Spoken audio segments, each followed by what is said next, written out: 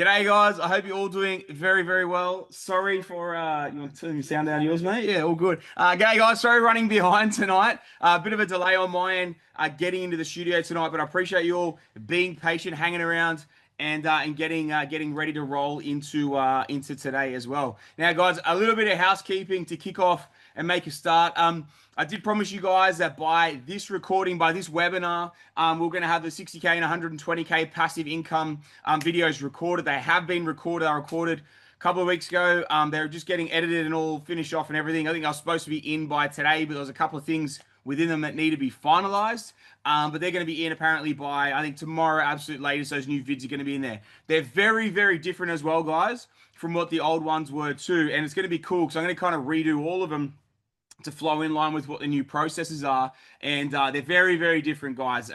So the other ones, I think from memory, the 60K one, which set the whole baseline for the whole thing that we were doing, was I think around about 30 minutes long, and then each of the other ones are around about 15, 20 minutes or something like that for the 120, 250, etc. Very, very different how we've done them and pretty much how I've structured them from there. The 60K this time around is about an hour and a half. And it's literally going to break down step by step how I would build the foundations of your portfolio. So it's really, they're going to be really, really cool, guys. Really new sort of, I guess, take on it. Nearly 2 years on now since when I would have done them last time around. So it's going to be cool to sort of, for you guys to be able to break down and see how we'll do it in today's market with the new price points of obviously working with, and obviously the new lending parameters that we've got out there in the marketplace now as well. And as always, it's always so interesting to sort of see how everything plays out. Moving on, guys. One of the other things that I wanted to talk about as well was all about units. And for any of you clients that are in the market and looking for deals quickly as well, we know a lot of clients got deals coming through, looking for deals, obviously at the higher different price points and everything. All right, you guys love that one. That's good. What we found, guys, a lot of clients kind of trading down into their price points of kind of really depending on where those budgets are. They could be 750, 800,000, and sort of breaking those down into lower price pointed products as well, be them units or houses or whatever. But guys, units at the moment, those deals are getting turned around very, very quickly. So anyone that's got price points coming through for properties, be it houses. Now, the only things we're doing for units as well are trademarks, guys. So these are units we're doing in really high quality areas that we've been studying and making sure I will only put my name to something, especially when it comes to units, that I'm pretty much as close to 100% sure on as I can from a market dynamic perspective. 3 of the top 4 growth locations in Australia in 2024 were actually unit markets. So I'm very, very bullish on certain markets at the moment moving into next year. Any of you that are interested in it, reach out to your strategist, have a chat. There are some absolute cracker unit markets out there right now that we can get you into and actually get you into very quickly. Wait times on those very low. Discounts are nice. They're also great for SMSF, guys. So any of you with the SMSF strategy, maybe you don't have a huge amount in SMSF as well. It's something to look at. I literally, the last deal I just bought in my SMSF was a unit. I literally bought one about 2 weeks ago, bought myself a unit in SMSF. Guys, we can get in there, we can get those deals, we can turn a nice profit in a 12, 24, 36 month window, roll out of that thing, rinse out, repeat, go somewhere else. I think they're really, really strong plays. So I wanted to throw it out there, especially anyone that's got coming through with bigger pre-approvals where they want to chop them down, or the ability to do maybe a house at say 600 and a unit at say 450, something like that, turning them around very, very quickly. Very bullish on some markets out there as well, guys. So if you want to get amongst it or just want to have a chat to your strategist about whether it might be the right play for you, just reach out, have a chat with them and see if it's the right play for you, if you want to stay down the house route, etc., etc. Beautiful. All right, guys. This is pretty exciting. Obviously, we are just over 2 weeks away from the summit as well, guys. So I hope I'm going to see a big bunch of you guys at the summit and the boot camp. I was actually up in Brisbane yesterday, checked out the venue, the new Star as well. So we're going to put the cars. So you guys who want to come up, you're going to stay there. We're going to put a couple of the cars out the front as well. The new pad, the new Star in Brisbane is absolutely off its head. So it's it's going to be a great, great venue for obviously what we're going to be doing in a little bit over 2 weeks time. So you can probably tell I'm pretty amped up. I'm pretty pumped up for a massive summit and boot camp. Guys, we're a little bit over 2 weeks away. So get fired up. Also, guys, I'm going to start putting some stuff on the socials in the next couple of weeks too around some different topics. So if you guys want to weigh in on what we're going to be putting potentially into the couple of days as well. I'm going to be putting things up on the stories that I want you guys to vote on. I want you to be interactive. Let me know what sort of things you want to see, you don't want to see. We're going to make the run sheet based off that the same way we did last year. Make sure you guys get the exact value and exact quality content that you're wanting out of it as well. So make sure you're active on that. That'll be on the APS page. I'll share it over to mine as well, but the voting will just be on the APS page as well. So Australian Property Scout on Instagram.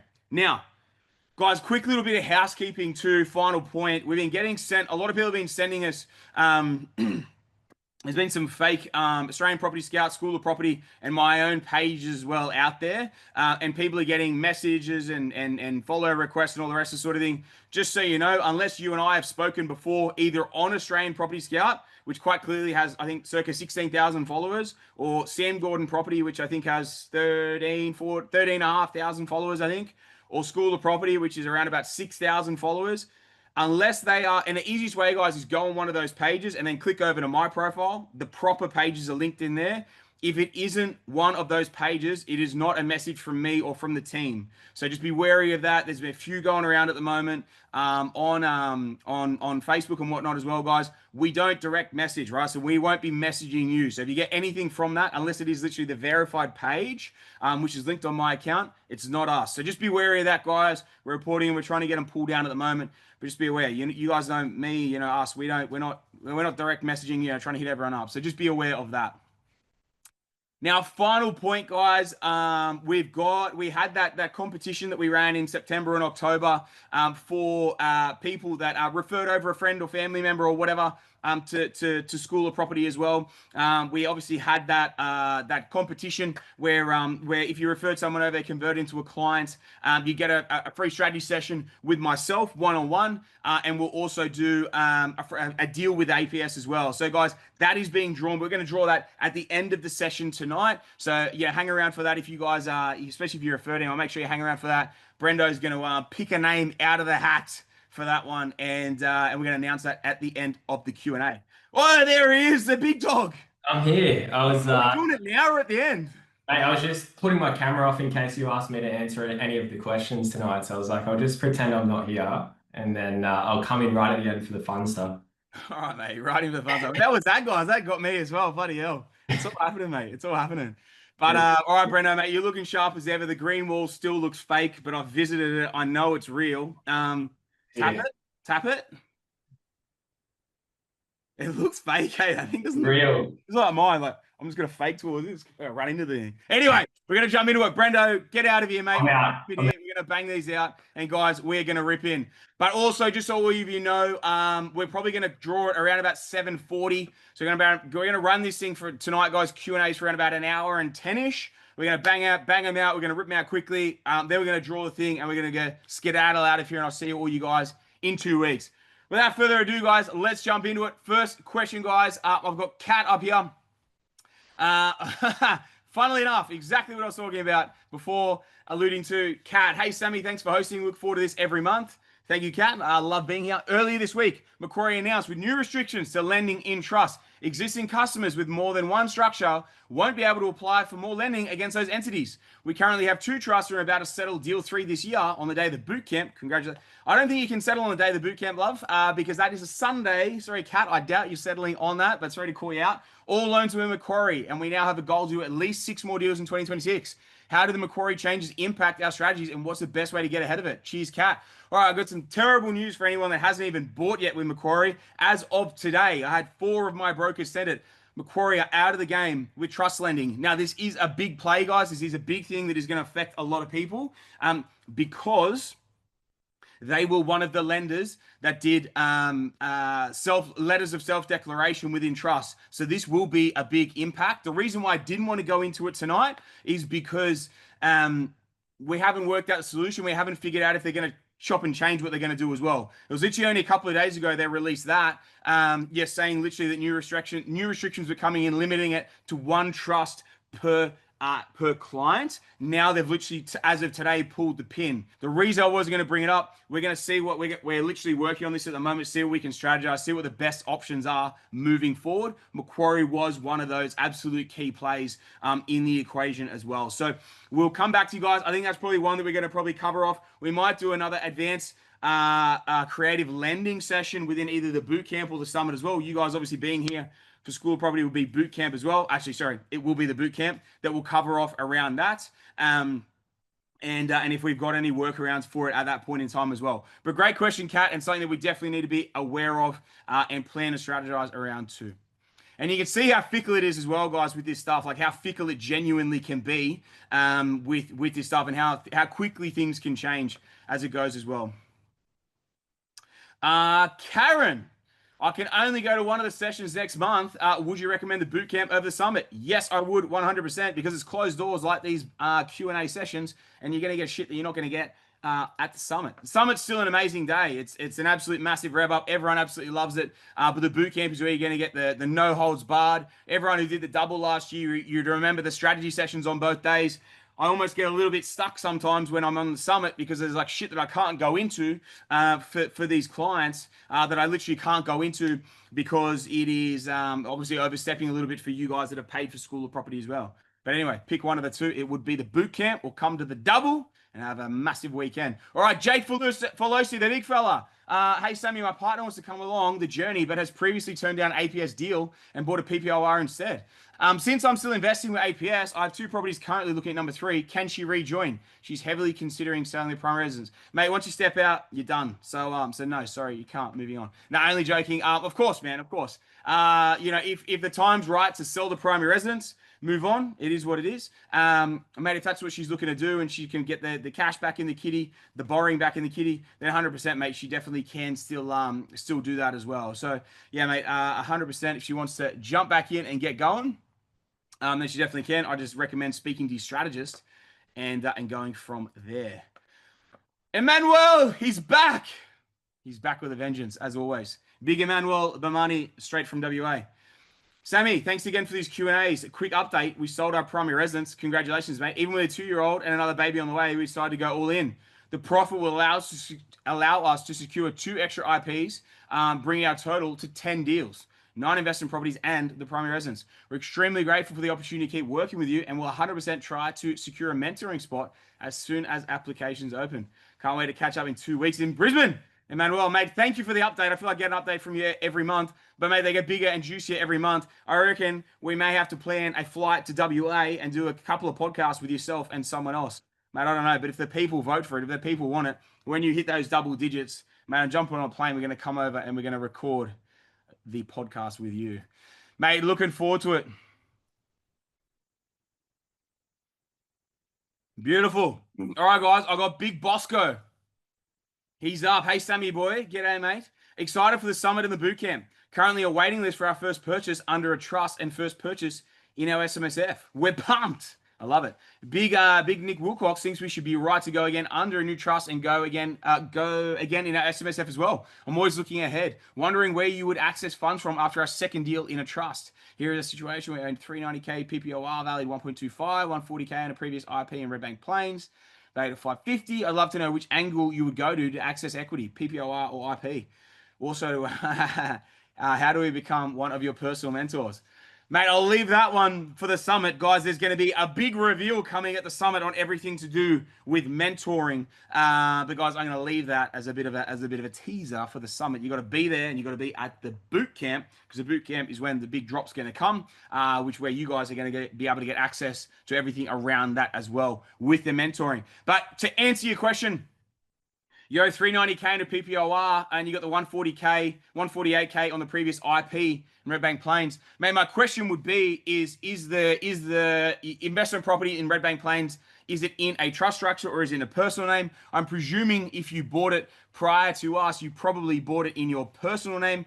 Man, the question would really be for Big Nick Wilcox would really be around how much borrowing are you going to have if you continue to access equity out of personal name properties, if they're both in personal name. The reason I ask it is because as soon as you start drawing down on equity and continue to increase the debt in your personal name, you're going to continue to limit the borrowing capacity that you have in trust structures moving forward.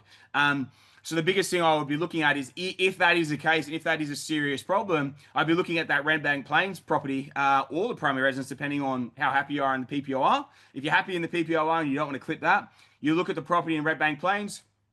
what could you potentially get for it from a sales perspective, versus an equity release, and then make a decision off the back of that. But man, I think there's a lot to be sort of considered and looked at around that, in terms of what you could do, and it's a conversation for Nick in terms of what you should be doing moving forward. In all reality, man, if they're both in your personal name and you're releasing equity to go towards an investment purchase, it's exactly the same situation, because you pull 200K out against a primary residence, or you pull 200K out against Red Bank Plains, mate, it's the same amount of investment debt, and we can classify it in a separate loan as investment debt. It's the exact same scenario if they're both in your personal name. If Red Bank Plains is in trust, go tap that. Otherwise, break down how much is going to actually impact your borrowing. How much borrowing do you continue to have beyond it? And is it actually a better play? Would you supercharge your journey to clip Red Bank Plains instead and keep moving forward from that perspective? I speak to Nick about it. He's very well versed in this, and make a call off the back of that. Beautiful. Thank you, Bosco. Katie, she's up next. Hey Sam, hope you're well. Want to do a wedding celebrancy business on the side of my full-time job. I'm not in the market for one anytime soon, but thanks for the offer. My broker said I need 2 years of tax returns for this income to count towards borrowing capacity serviceability. Is this correct? I've heard different on some other podcasts. Oh, the crowd love that one. All right, beautiful. All right, sweet. Is this correct? I've heard different on some other podcasts. Okay. 2 years of tax returns for a new business. Everyone's celebrating the celebrant. I love it. Maybe there might be a few people in the audience, Katie. Send in, guys, if you want referrals over to Katie, and we'll get that sorted and we'll do a bit of business. Like whoever it was we looked out for Will Valamalitis, hooked someone up last month with a job for building in Adelaide. Guys, we're Seek over here, all right? We're APS Seek, new business model. Speaking of new business models, Katie, look, in all seriousness, when it comes to business returns and the actual ability to keep borrowing from business perspective, you typically need 2 full years of financials to be able to borrow against that business, especially if it isn't making a huge amount of cash. That's the biggest thing you need to look at. How much is it actually making, and how much of an impact will that actually have? You can, there are circumstances where there are some lenders that'll look at 1 year in isolation, or they'll look at the first year, but it has to be pretty considerable, and like you can't really like top it up with something else. It has to be effectively that they purely borrow against. So for it to probably have like a decent impact and a decent weighting against your position and what you're actually going to be able to do, it probably is going to be the 2 years. It's not to say it's not possible. I don't know how much money there is in wedding celebrancy on that side. I don't actually have any idea how much they charge. But yeah, it's probably more a question for the broker just to become 100%. I mean, actually, you said your broker said need 2 years of tax returns.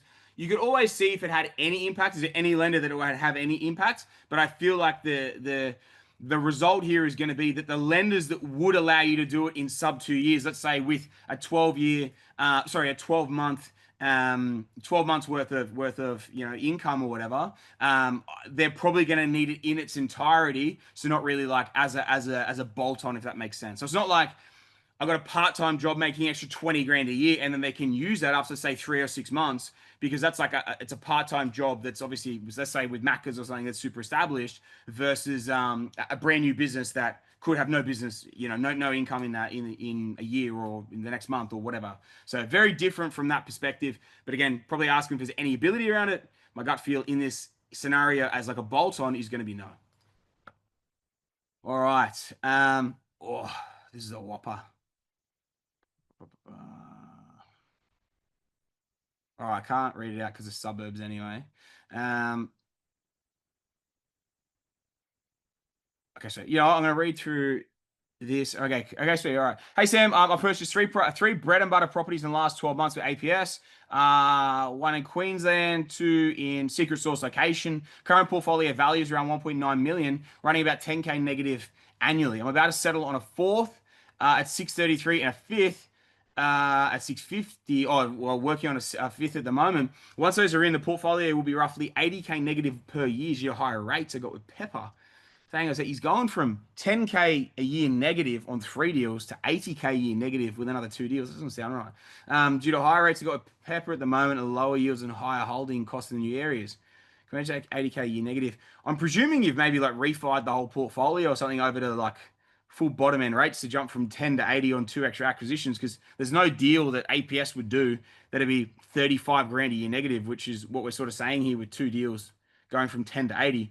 But we'll keep moving. I can manage 80k negative, but it's at my limit and not ideal. Should I pivot the fifth deal into something with stronger cash flow, e.g. unit block, or go ahead with the next purchase and eat the negative cash flow, refinance to lower rates when I can, try to balance the portfolio with a commercial later in the year?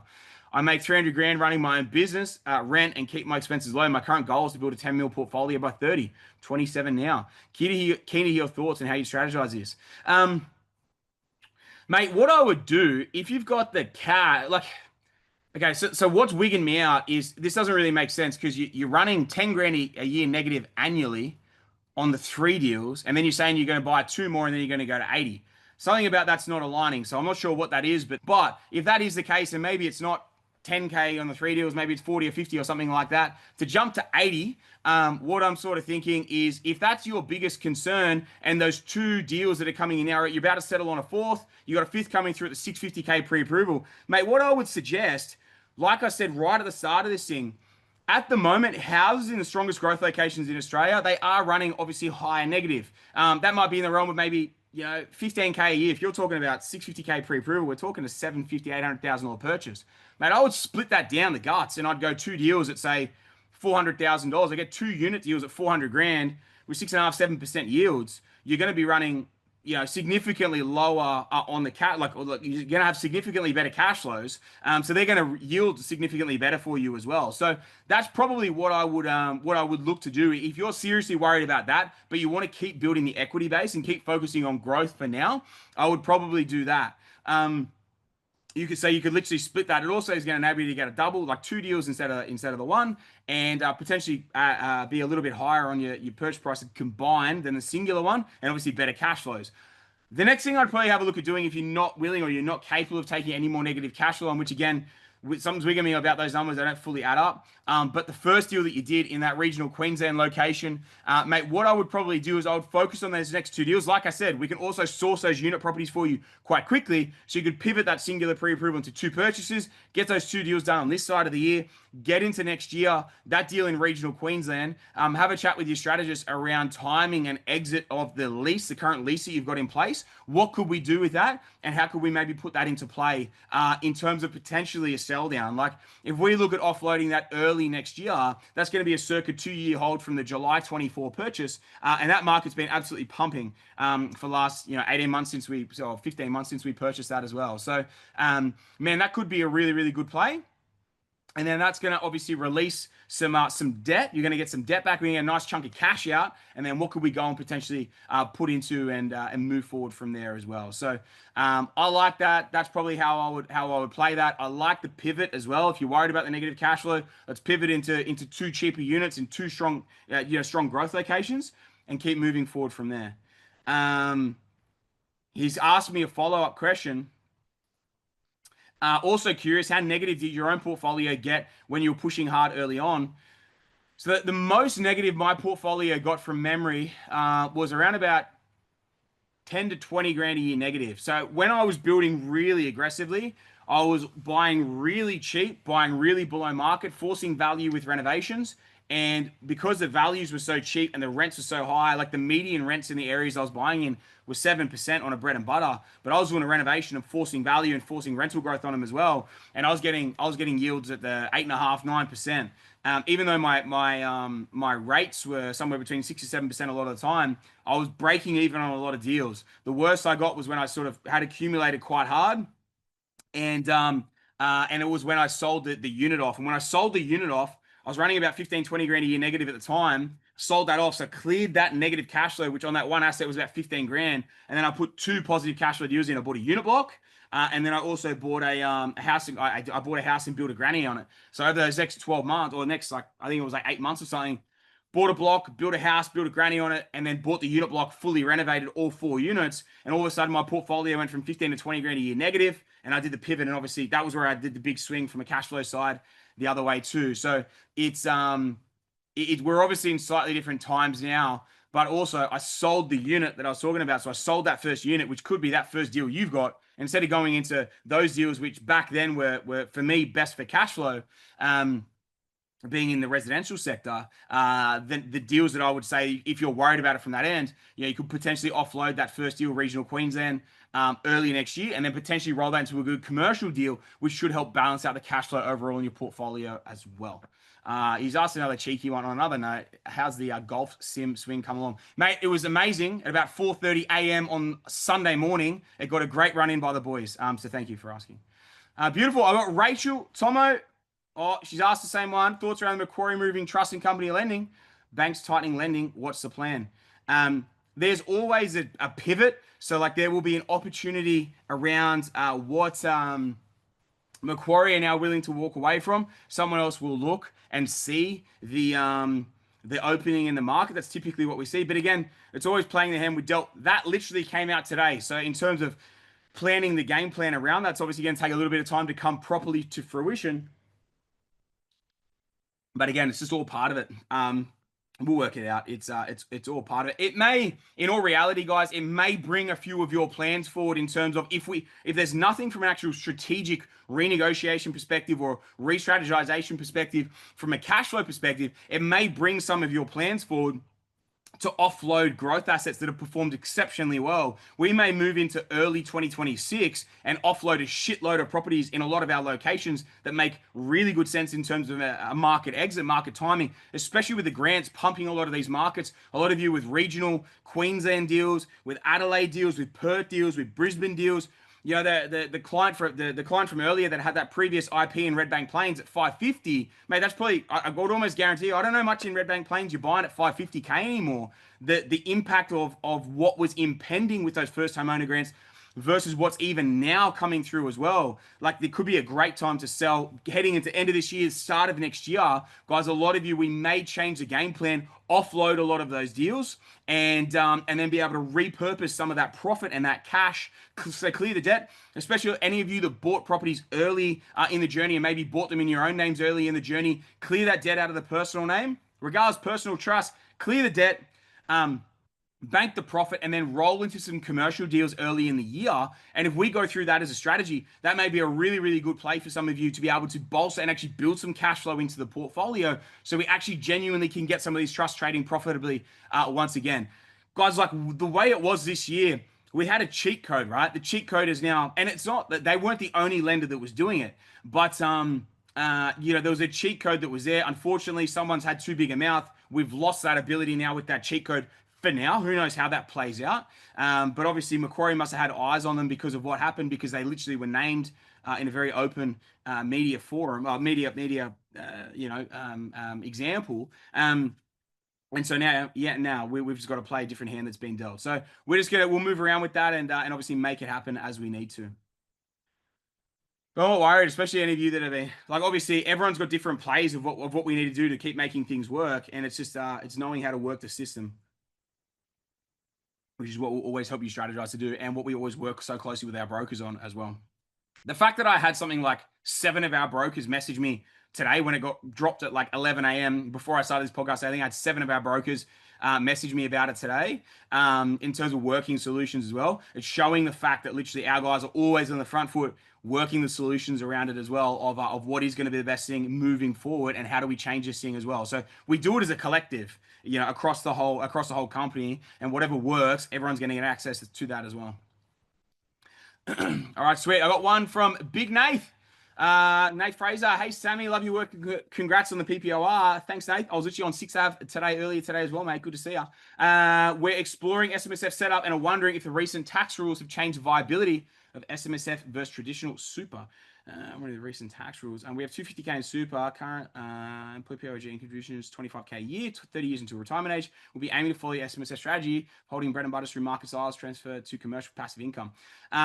Cheers, Nate and Elise. Mate, I have absolutely no issue. Like, I have no issues at all with the obviously the tax rules that were changed many months ago now as well. Man, it's not something that I'll worry about at all. The biggest thing you got to remember, I'm presuming you're talking about the changes that came. I can't remember exactly how long it was, 4-6 months ago, something like that, around a $3 million limit. The simple fact, man, is it's going to take you guys quite a while before you build a portfolio that's value, that's gross value is $3 million. We're talking about 5 assets at 600 grand each to even hit that. I can tell you right now, I started my journey in SMSF 3 years ago very aggressively. I haven't even hit it. I hit 5 and I hit a full ceiling. I was fully stuck across the board, and I just offloaded one just recently from Perth because I needed to free it up to be able to sort of keep moving forward. And I literally didn't even hit the $3 million, and that's me going as hard as I go. So my 3 years is probably the equivalent of most people's 10 to 15 years. It's not something at all that I would worry about. The other big thing you guys have got to remember, like I said, that's the average person's probably 10 to 15 years cycle in terms of in the SMSF. 10 to 15 years in the property game, guys, is a huge amount of time, and policies can change. In 10 years, I might run for it and we'll change to 100 million or incentivize it, whatever. But what I'm saying in all seriousness, like not joking around about it, so much can change in that time frame. I wouldn't stop a decision. And this is the thing that I always sort of not laugh about, but it's almost like when you put it into context of the time it would take you guys, like Nathan and Elise, the time it would take you guys to be able to build a portfolio to the value of $3 million before you even touched the tax threshold is so long that it's something I wouldn't even consider. I wouldn't even worry about it whatsoever. I would focus on the strategy, build it. It's the most aggressive, in my opinion, the most strategic play to be able to get that money working for you. Without a doubt, I would get started on it, get it moving. Like 250K in super, you guys, you probably don't want to put all of it in, but like 200 grand, 220, something like that. You're talking at least a singular deal, depending on purchase price, potentially a double. Like you guys can put some things seriously in motion to really be able to build that nest egg. And again, it's like I was saying before, like play the hand we're dealt. In all reality, guys, if we get to a portfolio that big, it means you've done your job and you've done exceptionally well. And if it means by the time you get there, we maybe sell a bit of stuff out and then distribute it out to then leave the value under it if it really becomes something that's an issue. But that's something we plan for the future. But if we can get there, we can actually get to that position to a point where we're being taxed. It means you've done exceptionally well with the strategy, and it's all part of it. So I like it. I think it's a good thing. Good question, though. Good question, regardless. All right, guys. Moving forward, we've got Dave and Chelsea. G'day, Sammy. Every day we're stoked to be part of the APS community, mate. Love it. Keep up the awesome work. Question: can you sell your primary residence to your SMSF and then rent it back of your SMSF? If Nick Fowl was in here, he'd be dead on the ground right now. He would have had a heart attack. He would have said, "Sammy, what are you talking about? I haven't even watched the video." Definitely not, guys. You cannot, any form whatsoever, have anything to do with living in a property in your SMSF. And if you do, never tell Nick Fowl or he literally will have a heart attack. The SMSF is the most litigious space that there is in property. No, guys, don't sell your primary residence to your SMSF. You can't even buy a holiday rental in there and then do some Fugazi agreement. If you get caught with it, you will get crucified. Don't play silly buggers with the SMSF, guys. There are enough amazing strategies within it that you can do it. Man, just rent vest. Just play the rent vesting game, and yeah, don't worry about that side of debt. Because again, even when we talk about SMSF, the aggressive strategy that we're going to be able to run in SMSF, we're going to hamper it by the primary residence. So I love where you guys are going with the Fugazi, being cheeky, all the rest of the sort of stuff. Don't do it. Don't do crazy. Don't do crazy things. Your SMSF. Keep it separate, guys. Keep it simple, and please don't kill Nick Fowl and me, because then I don't know what I'll do. All right, guys. Well, cheeky again, Dave and Chelsea. Another quick one. Are you planning on adding commercial videos to the School of Property? Guys, I am going to redo the video of the Trident formula in terms of cash flow to reflect my current position on commercial property. That will probably be the extent of what I add into APS, into School of Property. I'm not sure how I'm going to run in terms of what I do with commercial, if I do commercial or not within SOP. I'm not sure at this point, but there is definitely some solid plans at the moment around a podcast, an APS/SAP podcast around commercial property next year. But yeah, guys, a few things sort of cooking up with me with commercial next year that are going to look very juicy that you guys will get access to as well. All right, I got Owen. He's very urgently asked me for some advice. He has got 3 exclamation marks here. I'm not even, I am going to try and pronounce your last name. Owen Kosakuwicz. Owen Kosakuwicz. Sammy, I need some advice. Was meant to settle. I'm going to guess here as well. Can you send in, please? Are you Polish? I'm going to guess that you're Polish. Was meant to settle a property in New South Wales tomorrow. Okay. Current family member residing at the property is refusing to vacate as per contract. I'm guessing it's not your family member. I'm guessing it's a family member of whoever was selling it. Residing in the property is refusing to vacate as per contract for vacant possession, causing delay to the seller and myself, with trades already lined up to start work in the weeks following. Any advice to navigate this matter or method you've used in the past, people unwilling to vacate? All right, so mate, every state is different. And the funny thing, because every state has its own sort of transaction laws, obviously conveyancing laws and everything else as well. What I would suggest, if you want to send us or we can grab your details. I'll flick you over our conveyancer who does New South Wales. Maybe probably better to have a chat with them. The funny thing is, I'm New South Wales born and bred. I lived there for 31-ish years. It's probably the state in Australia that I've done almost the least amount of transactions in my life. So I'm probably not actually the best person to advise you or give my opinion on the best thing to do with this in terms of New South Wales. Man, in terms the like in terms like you know what I mean, like when it comes to people, it depends if they're like, have they got an issue finding something else, have they got an issue with the cost of removing or removalist or whatever it is, all these different sorts of things. At the end of the day, man, if someone's stopping you from settling, the seller is the one, or whoever's causing it on whoever's side is the one that effectively almost always needs to carry the brunt of whatever that costs. Now, it's tricky for you to be able to substantiate the costs if trades are lined up for you and then you miss them over a 2-week window and they go start a job on something else and then you struggle to get them back. It can be a bit tricky from that perspective, but any costs incurred typically always being able to be passed on to the seller side as well if they're the ones that are unable to settle. In terms of methods, to get people willing to vacate, like that are unwilling to vacate, man, a lot of the time it can actually be a conversation around, well, what actually is the problem? Now, if the problem is that they're literally living there for free and they don't want to move on because they're a pest and they've got nothing better to do with their lives than just be a pest and be a pain in the ass to everyone else, especially someone that looks like it's looked after them as well. But if that's not the equation, because that's a different thing, because that probably has to go down an eviction process, which can be lengthy, and unpleasant. But a lot of the time, man, it can be actually figuring out what is it that their issue is. Are they struggling to find something else? Could the sales agent's property management team find them something else to move into? Is it that they can't afford the cost of moving, or they don't want to, they don't want to, cop the brunt of it or whatever? As much as the seller probably doesn't want to touch this, or do it because they've probably looked after this person for that long. If they need to sell the property and exit the property, and this person isn't willing to do it, the longer that this drags out, the more it's going to cost them anyway, because you can typically rack up costs. Again, check that side of things. Irrelevant state, subject to obviously relevant state laws. But it may be a lot more beneficial for the seller to go to them and go, hey mate, if I give you $5,000, that'll get it's your bond for the next place and your first 4 weeks, 8 weeks rent or whatever it is. Can you move on, because I need to sell this property, blah blah blah, whatever. It's literally supposed to settle. Sometimes it's things like that, and it might seem like a kick in the guts, which a lot of the time it can be, but it's what's the alternative. And a lot of the times, sometimes swallowing the pride, but like it's just a practicality of this, of like, well, if this drags out for 2 months and I don't have the rent coming in anyway, and I'm still paying the mortgage repayments, and then Owen's being able to charge me penalty interest of $3,000, $5,000 a month as it is anyway, because typically penalty interest is charged daily as well, and you're able to smash them with that depending on the price of the property. A lot of the time it can be a lot simpler to do that, sweeten it, kick them out, get them out from that avenue, and and nip it in the bud as quickly as you can. But that's probably my only way of, from an actual strategic perspective of how you would potentially do it. Man, that'd be my avenue. But I'd have a chat to the conveyancer, I'd have a chat to sales agent, seller, around like working a strategy from that and seeing what you can do. Because man, it sounds like it's in your best interest to get these guys into the property ASAP as well. So maybe even if they were willing to put that forward and you threw $1,000 in or something like that, if that was going to cause you serious issues by not being able to get the trades in there ASAP, mate, getting deals done sometimes is getting deals done quickly can sometimes be the best things for everyone involved. Josh. Using Macquarie to change your lending. Trust lending, yes.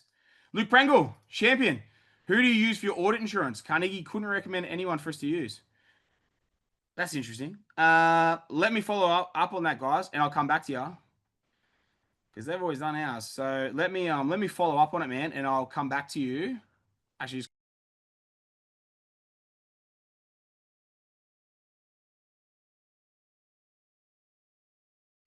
we're going to try and come back to you guys before the end of the session on that one. Thank you, Lukey Prengle.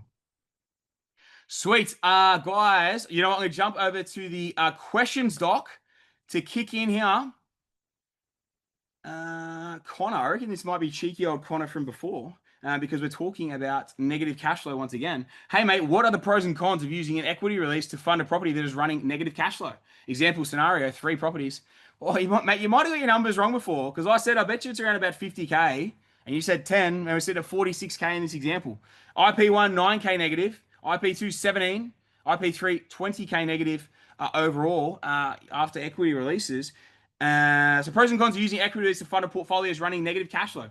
If you can be strategic with it and you can still, it enables you to isolate your debt and fund it. I mean, actually, quite honestly, man, the pro of it is if it enables you to buy 2 more properties that go up by $100,000 in equity, and for every, let's say you needed 2 properties.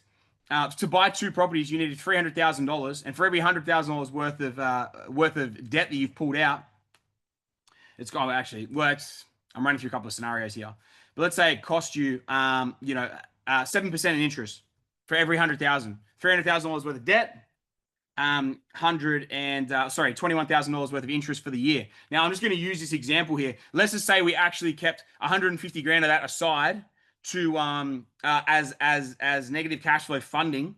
100, let's say we kept 140 of it aside and we use 160 grand to go buy another deal. Let's say a deal goes up by 50, 100 grand in a year. For one, we're up by 50 to 100 grand a year in that year. Plus whatever we've got here, we've got 3 IPs here. Let's say they all do 50 to 100 grand a year. Let's say over the 4 properties, just the 4 properties, they go up by 50 grand a year each. You've bought a new one with the extra deposit and you've got 3 there already in play. Let's say on average across all of them, you went up by 50 grand a year each property. That's $200,000 over the course of a year. Now the cost of that equity release of $300,000 to fund that, remember, at 7% interest across $300,000 worth of debt is $21,000 worth of interest. You just made 200 grand by holding it. By owning the extra deal you bought, the 4th deal, and the other 3 you already had. You made 200 grand that year in equity gain for the cost of $20,000 worth of extraction. And it wouldn't have even been 20 grand because 150 grand we didn't even use. We left it sitting there in offset. So it actually would have been more like maybe $16,000, $17,000, something like that in exchange for 4 properties, which in my opinion is a pretty average result by APS standards, doing 50 grand a year across the board across 4 assets. So you 10 extra your return. That's the pro. What's the con? You buy shit assets, they don't grow for you, and it actually does cost you 20 grand over that time frame or whatever to hold them. That's the downside. But in reality, all you would need is one of those properties by going up by 20 grand, you'll break even. If they go up by 200, you 10x, you're way in front. So Connor, all yours, mate. Done like a dinner. Nick and Sinead. Hey, Sammy, love the Q&As. Thank you. Thanks so much for everything. Absolute pleasure. We have combined income of 500 grand. Well done. That's massive. I have 500K in the bank and 1 property in Hampton East in Melbourne. 500K in the bank. Okay, beautiful. We're on the list for 2 properties at APS for up to 750K each. We're eager to build 250K passive income and buy a $5 million primary residence. What would be your advice and game plan for us as we scale? We want to be on stage in 2030. Okay, guys. It depends on the relevancy of being on the stage in 2030 as well. So everyone would probably remember when I did the summit in the GC, our position on that was pretty much 4xing the national pension, the average pension in Australia for a single, which is $30,000 for a year. We wanted to 4x that because anything less than that, in my opinion, isn't living. You're surviving. That's 120 grand a year. Could we do 120 grand a year per person for Nick and Sinead by 2030? By the end of 2030, it's a 5-year time frame. My estimation, based on where you're starting right now, is definitely yes. So it's 240,000. Let's round it to 250 because I like even numbers. $500,000 worth of income. You're 500K in the bank. 1 property in Hampton East. I don't know what that's worth, whether that's a primary residence or not. On list for 2 properties APS up to 750 for sure. Yeah, I mean, that's 50K net passive is your goal anyway, so that's beautiful. What would be the advice and game plan for us as we scale? Okay, so running back through all of that as well. Game plan advice, quite literally, is you're in an exceptionally strong position from an income perspective. You're in a good position with cash in the bank. And I don't know what your equity position is against that property in Hampton East in Melbourne. What I would do is I would definitely be running the strategy of acquisition and equity gains, like building that equity base as quickly as possible. You've got 500K in the bank. That's obviously like 3 to 4 properties that we'd be able to acquire. I would be protecting and doing everything I could to preserve serviceability as well. Not understanding how much equity you have in Hampton East, that would definitely be in the equation of what I would be looking at as well. And also, like, is it the correct property to be holding through the current cycle or through the next, let's say, 2, 3, 5 years, and assessing that from an actual growth perspective. If it was, great. If it isn't, or if it's a sitting on the fence, how much debt are we carrying in personal name with that asset, and how much equity is in there as well? Because if there's a lot of even if there was low debt on it, I mean, you got 500K income, so you would be able to have a significant amount. You'd be able to have a pretty decent amount of debt against your personal name, and still be able to buy, $1.5 million property per trust moving forward anyway. Like, let's say give or take $1 to $1.5, $2 million, something like that, property per trust as it is anyway. So the crux of what I'm talking about here, you still have to assess everything properly. I've got a decent idea of what we're talking about, what we're starting with. But what we want to do is we want to have a full overview of everything, and then I would probably be mapping out what I would be doing per trust until we're going to run out of serviceability. And when we run out of serviceability, because when we're working out per trust what we're going to be able to acquire, and that boils down both to a lender. What are the lenders that we're going to be working with? And then that also boils back to what actual property types are we going to be going for as well. And I would really be kind of working through those examples and those scenarios, and that actual sort of mapping, which you would do obviously with your strategist and obviously with your broker as well, so he can be all over this too. But moral of the story, 5 years is not a long time to generate 250,000 net passive, but it is possible. And so in reality, the way I look at this thing is I would be targeting the 250K net passive by 2030. That's my first goal. And then the primary residence after that fact. So we build that out. We scale that hard. We build for growth first. We have an aggressive accumulation consolidation position as we go through as well. That's how you get there in that time frame. It's trying to run through 2 to 3 solid cycles in that time frame, which I think is very, very possible. But yeah, I think you can definitely do what you guys are hoping to do out there. Just got to be aggressive and consistent with it as well. All right, sweet, beautiful. Thank you for the question, Nick and Sinead. Beautiful. All right, we got a couple of cheeky questions here, based on location. From Beck. Firstly, hey Sammy, love your work. Any thoughts on investing internationally, specifically Dubai? Everyone's asking me at the moment, are we buying in Dubai next? No, I just went for supercars and to get pissed on the beach. Pretty much. Not really. There's a couple of work things I went there for as well. But in terms of property in Dubai, right now, that is definitely not something that is on the cards for us. There's a lot of different sorts of things there. But for me, guys, I'm going to be very clear about this. Australia is going to be our safe haven. Australia is going to be our investing market until I believe it no longer there's no more juice to be squeezed out of the orange or the lemon or whatever we're squeezing based on point in time. But for now, that is the market that we know that we can work very, very well in. We can operate very well in. We know how to read and to play that market exceptionally well. Anyone that's been working with me and with APS for the last few years, you know the ability that we have in the Australian market, and I don't want to go outside that for as long as I can, because we know the results we got. Anyone who's actually bought property by the start of this year would know the value of what we understand and how we're playing the game here as well. So in terms of where we would go outside of residentially, we will not be moving out of Australia anytime soon. But love the question, Beck. I think you just want to get a tax-deductible trip to go over to Dubai and drive around in Ferraris and drink mojitos on the beach, which I love your vein of thought. Maybe I'll join you. James, next up. My partner and I are planning to move to the US for work. What potential changes or implications should I expect when it comes to scaling my portfolio? Also, are there APS clients who have managed to scale larger portfolios? I'm guessing you mean that are also based overseas. Yes, 100%. You definitely can do it. The thing to factor into the consideration is there are a smaller pool of lenders that will lend to you, but they are still there, and they will require bigger deposits, meaning your journey is going to be slowed. It doesn't mean it can't be done. It just means that you're going to be slowed down. That being said, I have a couple of clients. Well, not a couple of clients. I have plenty of clients. We have many clients that are based and work from overseas. One in particular, I can think of one of my mates from back in the day. He was a pilot in Australia, got paid shit. He's in America earning Aussie 500 grand a year, flying cargo planes in America. He couldn't make that in Australia flying planes over here. So whilst he would struggle to make 200, 250K here, he's making 500K over there. So whilst your borrowing will be impacted and your deposits will be impacted from that end as well, in terms of how much you have to contribute into each deal. So the earning capacity can be significantly higher for specific things there. I'm not sure if that's why you're going there, James, or if it is actually for a lifestyle, perspective as well. But there's pros and cons to everything when it comes to this stuff as well, guys. So it definitely can still be done without a shadow of a doubt. Guys, moving back into the Q&A.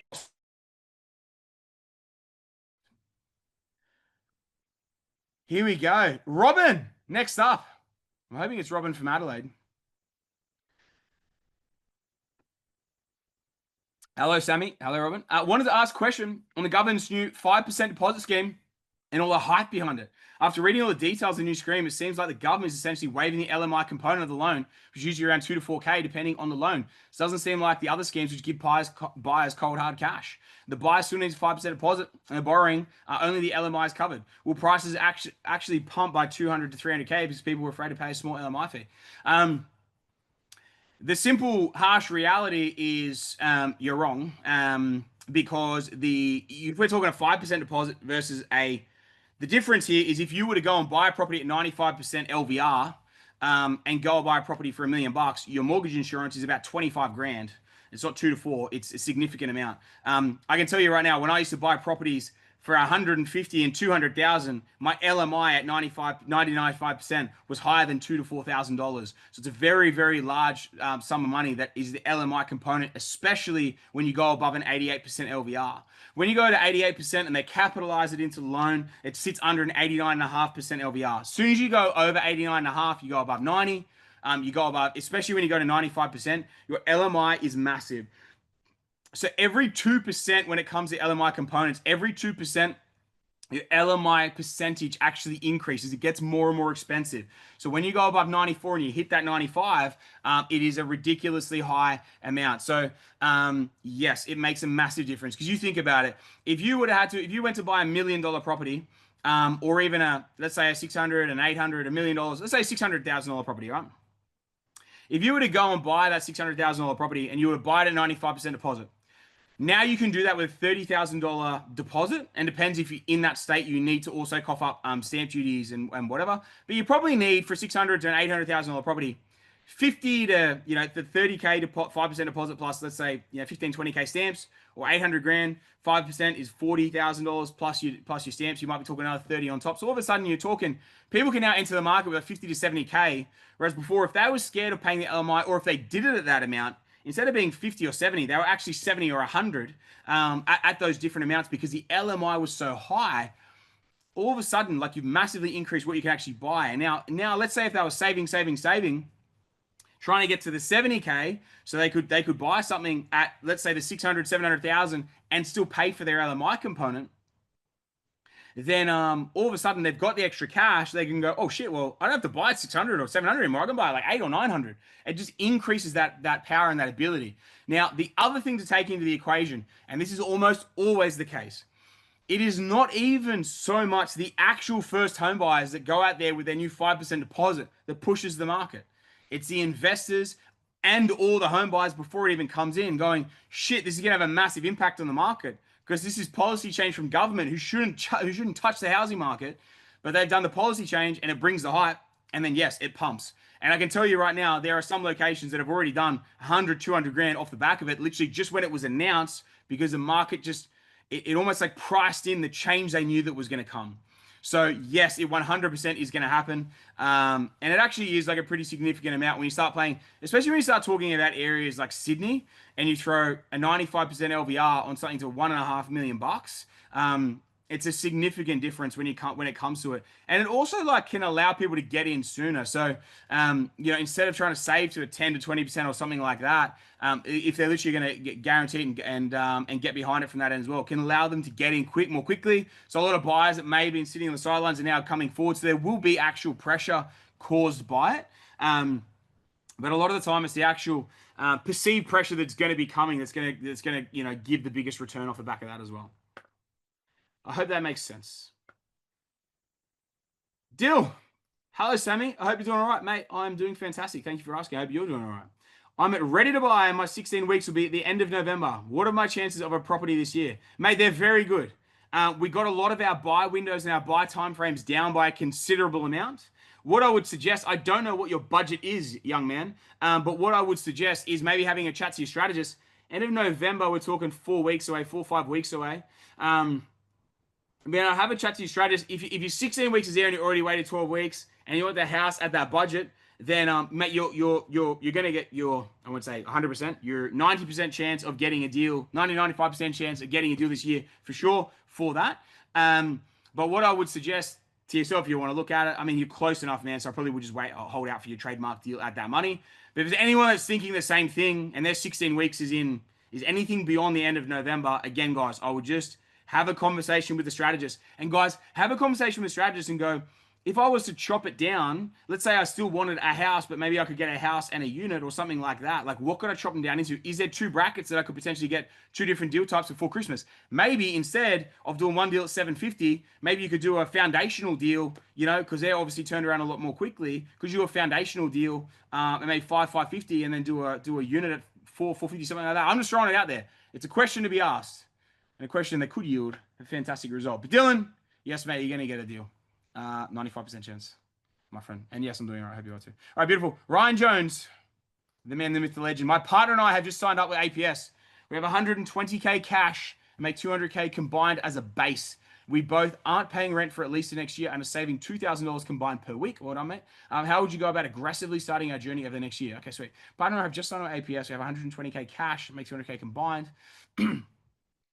Okay, beautiful. Mate, quite simply, the very simple fact of anyone starting out in their journey is we want to focus on equity play. Now, we also need to have an understanding how much do we need to preserve borrowing capacity. If it's a very strong focus to preserve borrowing capacity, it could be starting with something like 120K. It could be starting with something like literally, I know I've been talking about it a little bit this tonight, guys, but it could be starting with lower price unit at an 80% LVR.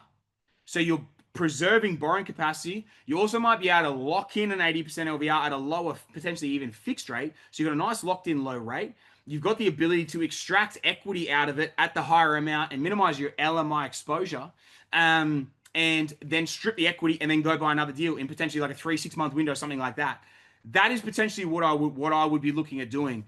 If I was you guys, like, how can you aggressively start the journey and build over the next 12 months? Let's say from here until the end of 2026, it would be how can I turn one deposit into 3 deals by the end of 2026? And that's why I'm talking tonight, guys, about like, how can we get into deals more quickly? If it's a trademark at like 16 weeks for X deal or whatever, well, what could we do a unit and a foundational in or something like that? If that's how we could scale the portfolio more quickly. So that's how I would look at it, man. It's obviously going to be an equity play. That's the biggest thing we want to make sure we get into the portfolio. We're going to get that return to keep pushing forward. And then rinse that equity as quickly as we can. That's going to get us into the next deal. Now, man, if you're also saving $2,000 combined a week, mate, that's a massive amount of money. So that means by the end of next year, you're going to have another $100,000 saved.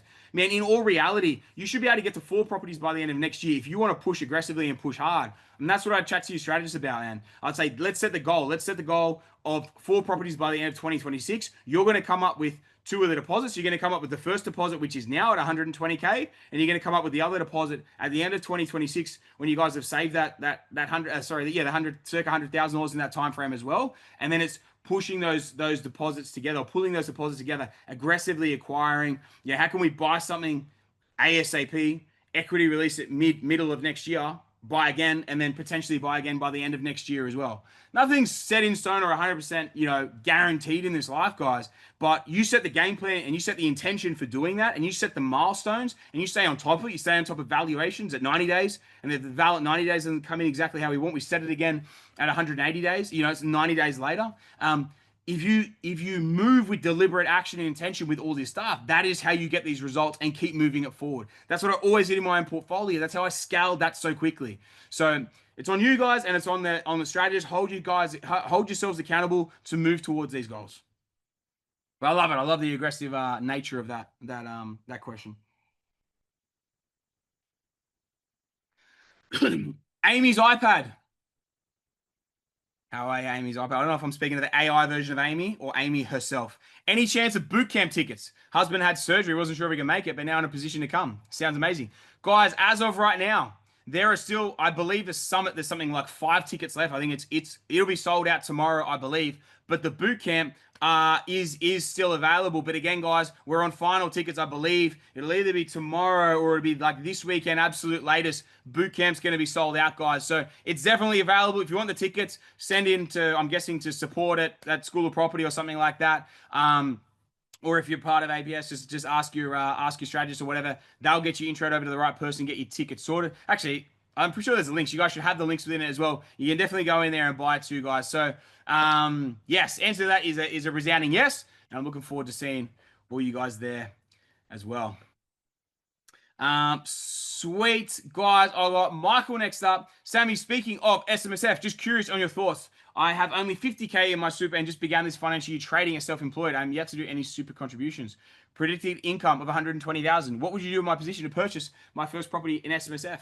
Mate, in all reality, if I was you, I would not have too much of a focus on it right now. If you can continue building outside and just do your standard contributions over the next couple of years, I also probably would preface this with how old are you? Mate, if you're anything sub 50, specifically anything sub 40, but even anything sub 50, man, build aggressively in your personal entities.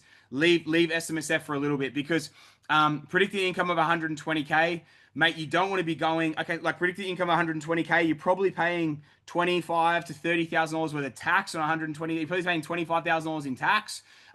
So man, we're already working with not a smaller amount, but like we don't want to chop that down by another, let's say 10, 15, 20K if we don't need to. I would be keeping that in the personal entities and utilizing that to build that first. And then maybe in 3 years, we might go through a sell down and you make 250K net profit on a deal in 3 years. And we sell that down and we might put, 25K, or we might lump 25K from last year and 25K into this year or something like that as voluntary contributions. We minimize our CGT exposure and we dump it into SMSF then, and then maybe that gets to 100, 120 grand or something at that point in time as well. Not financial advice, just a potential theorized version of me going on a tangent, but something that I would potentially look to do instead of doing any contributions at this point, making 120K. Good question, though, thinking along the right lines. Silas, how are you, big fella? Sammy, you legend. G'day, mate. Thanks for showing up and pushing forward this year. True character shines when no one's watching. Thank you, mate. You kept the fire burning and still helping everyone in this chat stay on the track towards our goals. Mate, I love it and, mate, appreciate it. Our first IP deal is now in the sourcing queue. Epic moment. Just promise me if APS ever closes books to the public, my wife and I still get to stay in the inner circle. I might miss the stage by 2030, but I won't be far behind. Appreciate you, mate. All right, he's Silas. That's it, man. That's what I said. He's got in brackets here, Silas, man. I got you covered, brother. Don't worry. I got the Polish fellow before. I got you as well. We're all good, man. We're all good. Yeah, 100%. If APS ever closes books, guys, it'll be closed doors. I think we're actually talking about this maybe last month, the month before as well. It's something that is in discussions because it's something that we know it's very close to our hearts. In terms of making sure you guys get towards your goals, and very, very close to my heart in terms of getting 500 people on that stage in 2030. I'm going to take it as a massive personal failure if I don't hit that target in that time frame. Not someone who throws shit out there for a Fugazi or for a fucking headlight or whatever it is. I'm literally committed to hitting that goal in that time frame. So we're putting some things in place, guys, that are going to go towards that. They're going to be effectively starting very soon heading into next year to make sure you guys are all on track and able to hit that. And some big changes we're going to need to make. And there's going to be some big changes to what APS have always done, and something that I don't know if anyone has ever done in the industry. But yeah, man, it's crucial for you guys to be able to acquire the right assets you need to hit those goals in that time frame. So bit of a different sort of way of, I guess, answering your question, my friend Silas. But yes, I promise you, we will not leave you in the cold or the rain. I almost said something there, but I'll leave it. like I was earlier this year. But I love you, Silas. We keep pushing forward. Paulie, hi Sam. Disappointing about the large bank pulling out from the multiple trust structures. I will be feeling this pain and enjoyed working with this bank. I have them for 2 trusts already. Are there many other banks out there doing the same? Looking forward to seeing you and the APS team in Brizzy. Man, I'm looking forward to seeing you as well. We're all also disappointed, but mate, quite simply, there is one other bank doing it in trust structure. There is another bank that does it in personal, but it's like a very, very last resort. And that's why, like, we're working through some things at the moment to see what the other alternatives might be. Leave it with us, guys. I'm going to have an update for you guys at the summit. And for any of you not attending, at the boot camp, and then anyone not attending, we might put it in a session, or I'll give you guys all an update of what we come up with as well. You're all going to get it anyway in terms of what the feedback's going to be from the brokerage system regardless. But thanks, Paulie. I will see you there, my man. Aiden's iPhone AI is all over tonight. I just noticed Morgan. She's back next week. My friend, my mate, Morgan Ritchie. All right, hang on. Morgan, you got to wait. Aiden's iPhone is up first. Hey, Sammy, I've had 2 houses up for sale since my strategy session. One sold really quickly, but the second one taking a bit longer. Any tips on motivating the agent? Matt, I feel like from memory we spoke about this last month. But man, it's always a conversation around, it depends how long it's been on the market for, and it's also being realistic of what's on the market as well. Are you overpriced? Did he overpromise and he is not able to deliver? Or is the market quite simply flat and stale and not much is going on? Now, man, if he's overpromised and he's unable to deliver and it's sitting on the market at a very high price, you're not going to sell for the money you want for. And if it's gone stale, that's an issue. If it is a market that takes a little bit longer to sell, I'm not sure as well if it's in the same market or not as the other one. Because if one sold really quickly and the other one hasn't, there's something obviously at play with this other one that's a bit of an issue here around this. But yeah, man, it's they're probably the things I would really look at assessing first and foremost. The other thing, man, is man, you have a chat to him, just go, mate, yeah, I've got X amount of days on this this agency agreement with you, with this Form 6 or whatever it is that you've got signed with him. Man, obviously, like, I need to get this property sold. This is in my strategy, this is my game plan to move this thing forward. What are your game plans? What are your strategies that are going to move us towards this, towards getting this result? Because I need this result to keep moving forward in my journey as well. So I would put a bit of pressure on him, man. I would heap it on him. And like, how actively is he marketing and campaigning the property as well? How many open homes are there? And obviously, we don't want like a saturation, because if there's open homes, you want sort of like 2 max a week, but like 1 to 2 a week. Is he running it? Is his associate running it that's got no idea, that's, you know, standing in the corner on their iPhone, not even talking to anyone? Or like they're actively there trying to farm people for information, for details, create some competition. Just remember, all you need is one person that believes there's competition and will bid against themselves or whatever to get a result as well. So, man, I would be heaping a little bit of pressure on him. And man, I'll be having a chat to some other people as well. If it's starting to stretch out, never be afraid to cut an agent. If an agent isn't doing the right thing by you, and the agent isn't getting you the result that you need as an investor, never be afraid to cut that person. It does not worry me at all. If someone has promised me something and they're not able to deliver it, I'll cut them before their agreement is even in there. I don't really care. They've got to deliver on what they're promised on, and if they aren't, they've got to show obviously the reasons why they aren't, and then how they're going to rectify it if possible as well. So, man, that's how I'd really put the press on him. If he's not doing the job as well, he or her, I would definitely be looking for some other avenues and who else you might be able to sell it through, and why. Like, are they a proven commodity of being able to sell it as well? Going down the more normal sessions of selecting the correct sales agent and getting it moved. Beautiful. Here we go. Oh, Morgan, see, mate. Here we go. Hi, Sam. Can we get a cheeky sneak peek at the menu for Summit and Bootcamp? Kel's going to put it up. We'll talk about it today. It all looks pretty good. I'm just running a tomahawk every meal.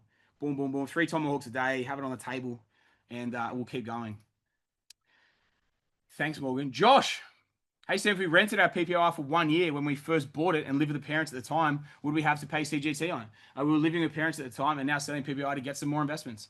Yes. So it is a conversation for the accountant in terms of what you purchased it for at the time. What was your intention at the time? Now, a really hard one around this is if you bought it and you took out an investment loan to purchase it. But even outside of that, with the investment loan or whatever, however we're sort of running it as well, man, if you didn't live in it and you rented it from day one and you never set it as your primary residence, you're going to find it really hard to prove that this thing is your primary residence. What I would say is, depending on how large a profit that you would have to pay tax on, you could try and be as creative as possible with it. And how long it also took to lease. Did you rent it or anything like that? I'm not telling you to break the law or to do anything that's against ATO, evade tax or anything like that. That's not what I'm talking about. But If you did renovate that property, and if you took a while or it took a while to get tenants in there, then maybe before it was ever tenanted, you were living in there, and maybe that was for a month or 2 months, and maybe that does count as capital gains tax exemption. But I'm not sure. You might just have to ask the accountant about that and whether that was or wasn't the case. If it was already tenanted, then you fuck. There's no way around it. But if that other stuff happened, potentially there's a way around that. Thanks, Josh. All right, big fella. Bosco, personal. I don't know what you're talking about, man. I can't remember what we're talking about, but Bosco, you're a champion. Simo. Oh, it was. It was the two properties. He had the PPOR and he had Red Bank Plains. It was in personal. Chat with Nick Wilcox.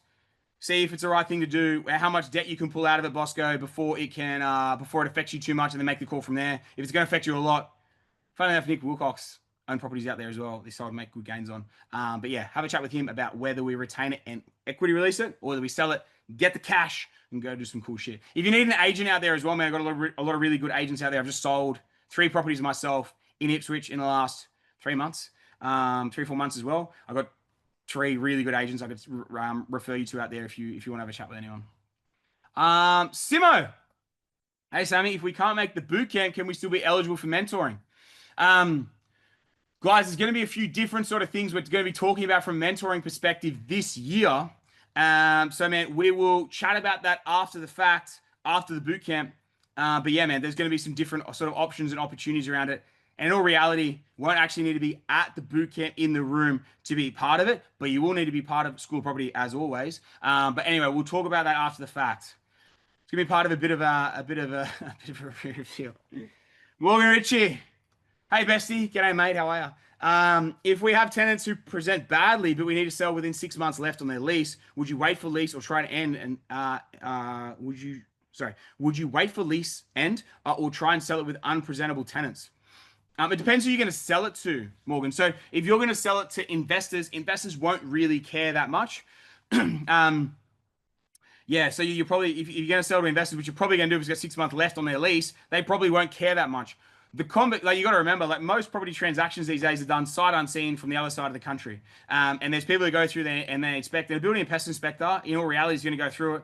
It doesn't really matter what a property sort of really looks like. Even if it's a bit grubby, obviously that's not ideal. But it just depends if it's in shit condition or not. Structurally and maintenance wise and everything as well. Now, if that's going to hurt you, there is the option of like offering of we had the example before of old mate, I can't remember what his name was. That had the family member that wasn't willing to vacate. Blah blah blah blah blah. You may be better off going, hey guys, we wanted to sell, but we really want to renovate the property. We know you got 6 months left on the lease, but look. We're willing to no break lease fee, blah, blah, blah, all the rest of it, but we're willing to give you $5,000 to move out early. Now, why would I do that? I would if I spoke to the agent and the agent said to me, you're going to struggle to sell it right now in current condition. There's 50% of the market are investors, 50% of the market are owner occupiers. Owner occupiers at the moment are paying a premium. They're not going to pay a premium for something that presents like shit. Or investors, and this is and this is where you got to hear what the agent's feedback is and who are the primary buyers.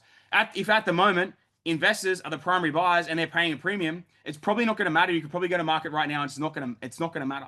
But if your primary residence buyers, your homeowners, if they are going to pay the premium by let's say 10%, and that isn't unreasonable. There's a lot of properties that I've sold around say $500,000, and there's an easy 10%, $50K variance with an owner occupier willing to buy it vacant versus an investor pay, let's say 500 versus 550. And you've got to remember the different way that price goes, the higher price goes, the higher the disparity as well from a dollar figure, same percentage all the time. And then if that was the example that, an owner occupier was willing to pay another 50K for it, it's like, sweet. I'll give the tenants $5,000 if I can get, and offer them $2,000 or $3,000 to start with, and then let's say it gets to $5,000, $6,000, whatever it is. Then you just pay, $4,000 for a full bond clean. You can even say to them, you don't even do a bond clean. We'll let you out for the $3,000. You don't even do a bond clean. We'll pay for the bond clean, which is tell them it's $4,000 or whatever, considering how bad and nick it is, whatever. Get them out, pay that. But if you spent $10,000 in that process of getting them out, doing a full bond clean, a little bit of a spritz to make it look and smell nice and all the rest of the thing, even if it was. And maybe you spend that little bit extra, maybe a little bit more to get the paint and the carpets done or whatever. But like if you do that process and then with the paint and the carpets, maybe it throws another 20, 30 grand on, all of a sudden you're another 50K in front, or you're 50K in front total from that exercise. That's worth doing for most people with where they are, like even myself with where I'm at in my portfolio. You think about it, if I do that on 10 properties, that's another $500,000. So like that almost always makes sense to go down that avenue and to do that as well. So it's always a conversation though with the agent. So like I can give you my scenarios of what I would look for, but the agent is one that's going to give you the scenarios that are going to be able to give you the result. And we need to know who the end buyer is first and foremost, and will they pay more? Sweet.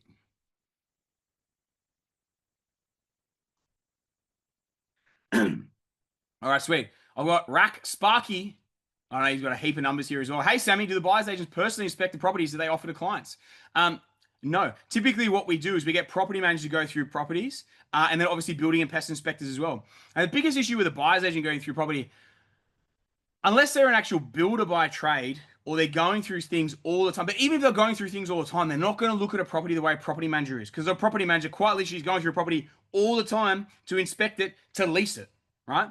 Now, a building and pest inspector is going through it to find structural defects and to find defects, right? Property manager is going through it to find what needs to be done to lease it or what's going to hold it back, etc., etc. They're the people we want to go through properties.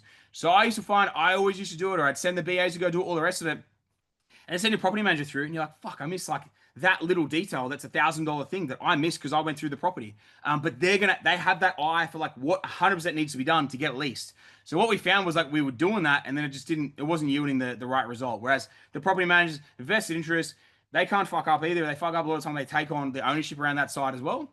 And so that's the way we run it. Sweet. Glenn, I've got a scenario question from Glenn with a double N.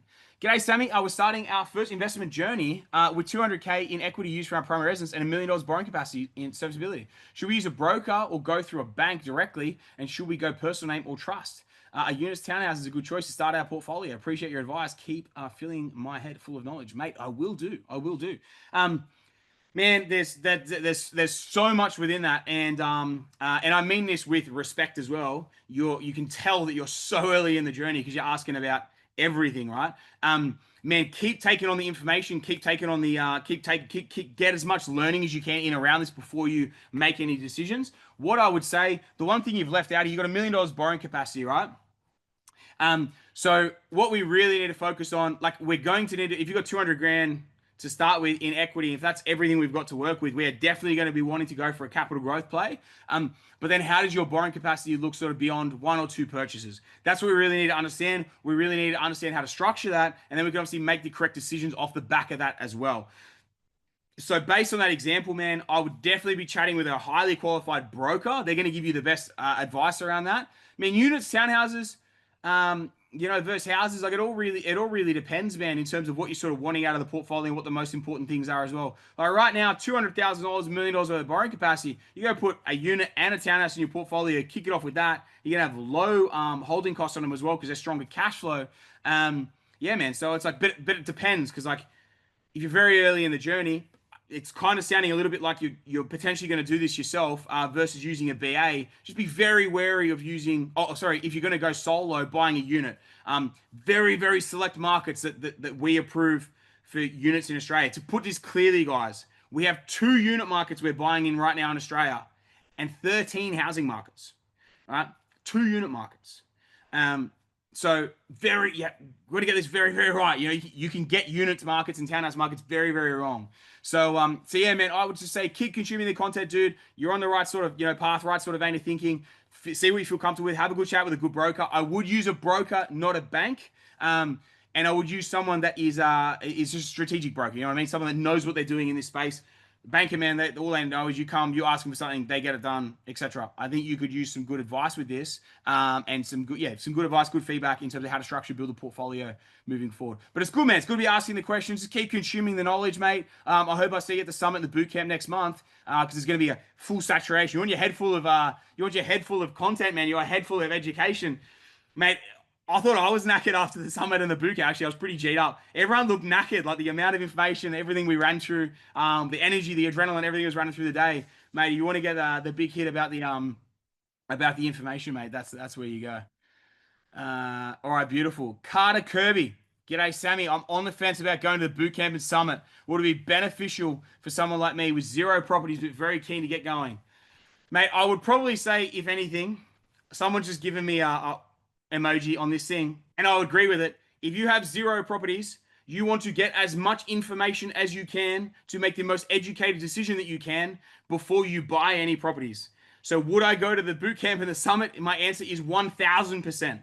If there is one time, there's one thing that you should attend and go to and consume, one thing, School of Property, which you've done. That's excellent. Look at all these people agreeing with this thing. We've probably got a lot of very experienced investors in here too. Man, 100%. If anything, it will give you the drive and it will give you the real nous for this thing as well to really want to push forward, give you energy to want to build it, which you're going to need as well. But man, you also will get around. Guys, I haven't told many people how many people are going to be there. We've got a little bit over 200 people left on this webinar. The summit is going to have 1,000 people in the room on the Saturday. The boot camp is going to have over 800 people in the room.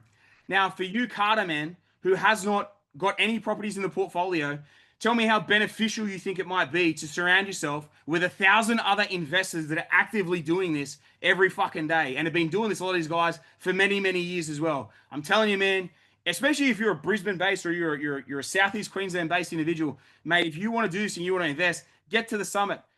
Everyone here knows I don't charge to make money on this thing. This thing literally breaks even every year, every event that I do. I do it for you guys to get the information.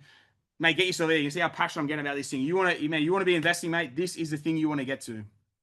Guarantee you that. And thank you for everyone sending in the love on it as well. All right, beautiful guys. I've got a couple of questions left in the tank. Well, I've got Jackson next up, who he's definitely getting his question answered with that one, with that starter. But Ali, I've got you next up. G'day, Sammy. Excited for the summer. I've got 3 in the tank, guys. That's what we've got. Excited for the summer. Scored our first deal in June with APS. Pumped for this one. We had 2 units bought with another BA and just sold one. Cleared 200K after tax. At the moment, getting 1 pre-approval 500K. We're planning to go into trust. Wondering if you recommend to get 2 pre-approvals 4 to 500K in one trust or do 2 pre-approvals in 2 separate trusts. Mate, that's always based on the individual. So what he's sort of asking, guys, is do I do 2 properties in one trust or I do 2 properties in 2 separate trusts? And that was always based on the individual. And it depends on your borrowing capacity. So if you've got the borrowing capacity to buy those 2 properties in trust and you've got the borrowing capacity to equity extract out of those as well, mate, I have no issues with that. That's how I set up a lot of my clients. I did that a lot of the time when I was younger. I did between 2 to 4 properties per trust. But it was like my deals were lower in value. But let's say, let's say minimum 2 properties per trust. But I always had the room to also equity extract out of them because of the remaining borrowing capacity in there. If you bought the 2 properties and you're capped, then you're going to cause yourself issues further down when you need that equity. So if you're going to buy 2 properties and be capped with servicing, don't split it into the 2. And if you buy the 2 and then you've got, $100,000 worth of servicing, 150 grand worth of servicing left over, you've got plenty of servicing left to pull the equity out and to go into other deals.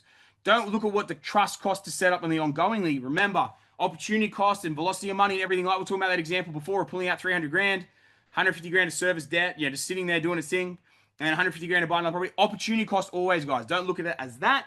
They are the scenarios I would look at. Can you still, if you did 2 properties, have I got the serviceability to still equity release and keep moving forward? Good question though, man. And hope that helps you make a decision. I'm going to save this one for last because it's a banger. Last one, not this one. This is the second last one. Sammy, I'm contemplating. I feel like Jackson knows what question's coming here. But Nikhil, Sammy, I'm contemplating buying a $2 million primary residence in Sydney. All right, fuck off, mate. I'm out of here. Only joking. Contemplating buying a $2 million primary residence in Sydney, feeling FOMO from the interest rate cuts and getting priced out. If it's something that could be bought at a very low debt level and can subsequently equity release from for bread and butter, is that a viable strategy? Also, does there come a point where affordable ratios don't apply in inner and middle ring Sydney due to generational wealth, etc.? 100%, man. It's a great point to make on that final piece. Affordability ratios 100% don't apply anywhere near as much, especially in your big capital cities, especially in Sydney. Because you look at the affordability ratios, even in the most expensive suburbs in Sydney, and they are fucked. Like, they're ridiculous. They're literally off the Richter. You can't even calculate them. They're that high because of the generational wealth of people or either upgraders. So even the upgraders, man, like 50, 60-year-old people, 50, 60, 70-year-old people who maybe bought their first home at 20 and then traded. It doesn't look like, it doesn't make sense. They might be making 200 grand, 300 grand a year as a household, but they live in something for 5 mil because all they did in their whole life was just traded PPORs every 5 to 10 years.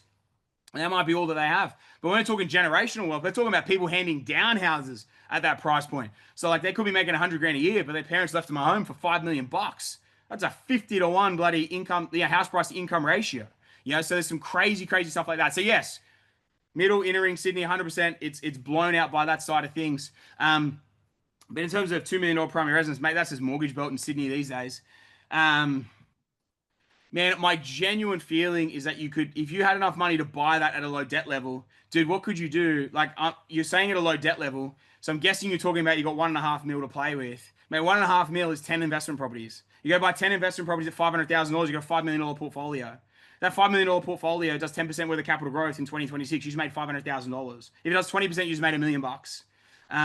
If we roll that and rinse and repeat that and keep building that, man, like this is the conversation that we always have around rent vesting. You're in a great position. It doesn't mean to consolidate and buy the primary residence now. It's like, what else could we do with that portfolio, with that money? And how does that multiply? Because man, in 5 years, if we play that game, you're going to have generated potentially, man, in 5 years, if all we did was build a 10 property portfolio with 500 grand a pop, and it's just us 10% a year, you could literally sell and bank 2.5 mil net profit plus the, 2.5 mil profit pre-tax. So let's say you're going to net out 1.25 mil is going to be tax free. You're going to pay circa on 1.25 mil, you pay circa 500, 550K. So you're going to net out close to 1.9 mil worth of profit plus the 1.5 mil you put in. Now you've got a 3.5 mil primary residence. You're in that time frame just in 5 years. But what if that's just doing nothing else but buying the 10? What if we double that to 20? And all of a sudden we're talking about $4, $5, $6 million. You can see where it's just like the scalability of renting that $2 million primary residence, which you can probably rent for $1,000 a week. Man, this is like a game changer. So I'm going to leave that. I think my position is pretty clear on it. And we'll continue to move forward from there. Nikhil, you got to remember, unless your borrowing capacity is through the roof, you're going to hinder yourself. Even if you can buy that and then pull the equity out, you're going to cap yourself from borrowing. One sec, guys. Fuck, I almost did that. All I read. Thank you, Kel. All I read was the intro. I didn't realize, bro, that you literally just listed like all the locations we bought for you. So Jackson, mate, let me jump in. G'day, Sammy Schwarzenegger. Fucking love it, mate. How good. G'day, Sammy Schwarzenegger. Moving to Goldie or Sunny Coast mid next year. I fear I might get stuck with a change of job, location, and exhausted equity. Move to the Goldie, mate. Sunny Coast is where people go to sleep. Goldie is where they go to party and get a tan and get jacked. Moving forward, Sammy Schwarzenegger. First deal, September 420K, stripped 80K equity. 3x1. I'll just leave that. WA. Second deal, July 25. Ooh. He's up, where are we up, say, 15% in 3 months on a unit. Well done. 15% in 3 months. I'm not going to capitalize that because that would be 60% in a year, and that's insanity. But anyway, third deal, settling the week before the summit. Paying 75K worth circa 400K. Would you recommend waiting for third deal to settle and refi, try and get another deal, or is it possible to get another 2 deals before we move? Mate, it's always just depends on what is possible with yourself in your position, and what's possible from an actual borrowing and a lending perspective and a cash availability perspective. You got the cash available, you got the borrowing for it. Like we're sort of saying here, there's different properties that we can source in a pretty decent. I mean, you're saying mid next year as well. Man, you got ages. As long as you can get that equity out, if you've got the equity and you got the serviceability, as long as you can equity extract that and get that acquired in time. 100%, man, it is possible and available to be able to do that, man, and definitely get, yeah, man, we're talking definitely 2 deals. We're talking by mid next year, 100%, 100%, man. So very, very confident in that. And yeah, guys, that's gonna be a wrap, mate. Mr. Jacko, mate, you nearly caught me out there, you cheeky bugger, guys. That's circa about 45 questions banged out today, an hour and a half. I hope you guys all took some great value out of it. I'm guessing Mr. Gagan, the ultimate man, I think he's jumping on. He may have fallen asleep. My energy might not be Still here, high. mate. Still here with the green wall. Mate, you're still looking tanned. You haven't lost your barley tan. Thanks, mate. I've been working on it still. Just been traveling to the Gold Coast to get the tan. He's coming. Just out the Jack part. Mate, you're pretty ripped. You got a runner's body. You got a runner's body. Yeah, that's what I do. Just run on the Gold. So, mate, you're telling me we've got a name we picked out of the hat. Are we gonna pick it out of the VJ boards and the wall? Or is it coming out of the hat? Is it literally coming out of the hat or what? Mate, we've got a proper spinning wheel with noise and everything. Like it's No way. completely legitimate. You ready? Let's go. Let's go. Hopefully you can hear it. Can you hear it? Nah. What a letdown. I was so excited for that. I waited the whole webinar for the thing. And guys, this is why Sammy Schwarzenegger runs the webinars and not Brendo. I thought you were here. All right, well, let's get to the good part. So, Mr. Liam Martin, he referred Glenn Simpson. Liam Martin has Liam Martin and Glenn That's hard. Simpson. Well done, boys. Liam, I will be catching up with you very soon, mate, to have a chat, have a strategy session. We're going to lock this thing in. Are we doing it pre-summit? Are we getting this thing done pre-summit? Yeah, we're going to do a pre-summit. Unless you, oh, you know what? I'm going to go out on a limb here. Oh, actually, no, fuck. I might not do this. Nah, if you're up for the summit, mate, I'll do it in person with you at the summit as well. If you're up for the summit and the boot camp, which I'm presuming you will be. If he's not, apparently he is now.